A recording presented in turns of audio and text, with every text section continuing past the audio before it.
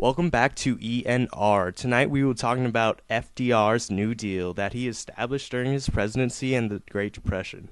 Tonight we have two historians talk about the controversy over how the New Deal was either more business-friendly or how the government controlled socialism. FDR said on his inauguration day, "There is nothing to fear but fear itself."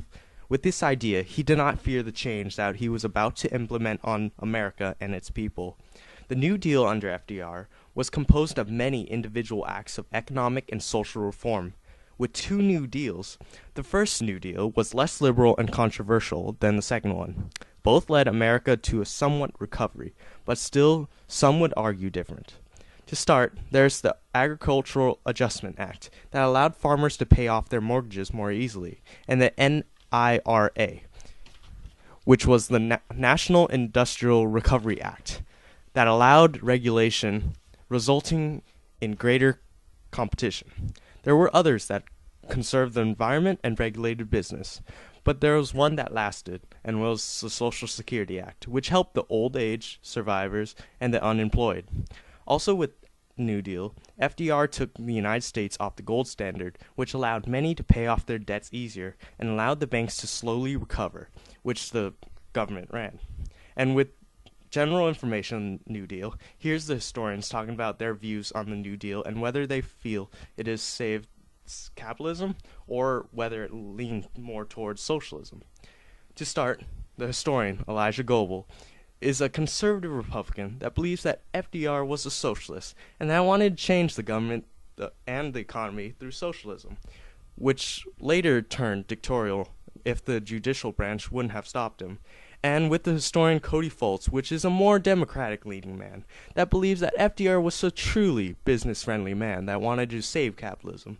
And so we begin with our argument with Mr. Goebel and the New Deal's socialism.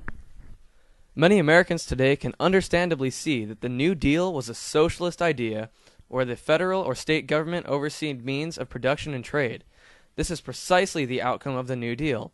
Even with some programs, the Supreme Court ruled them unconstitutional because of the economic meddling by the federal government. The New Deal actually did not help the country out of its problems, but create another miniature depression.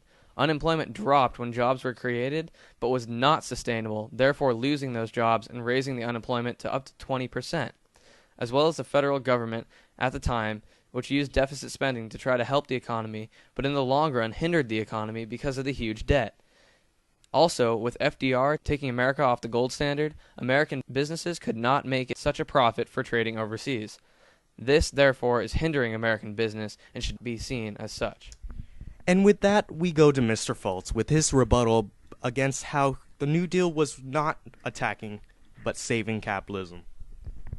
The New Deal was a program which many would say was not business-friendly due to the amount of regulation in the public and private business sectors. Ironically, however, this regulation is what saved the economy. For instance, the market crash of 1929 was a resultant of over-speculation of the stock market. Companies were also watering their stock prices, causing instability in the market. Eventually, the government allowed markets to function and did not actually regulate it, as in the definition of socialism.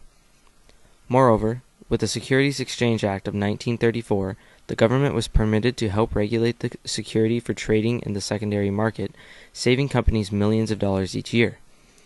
In addition, the New Deal allowed the U.S. to get off the gold standard, making America's dollar more flexible, allowing more debt to be paid. As FDR claimed, the New Deal was a reform movement and not a radical idea. To Roosevelt, the New Deal was a capitalistic idea containing Keynesianism, where the government spends credited money to reinvigorate the economy. Thus, many understand why the New Deal was in fact business-friendly.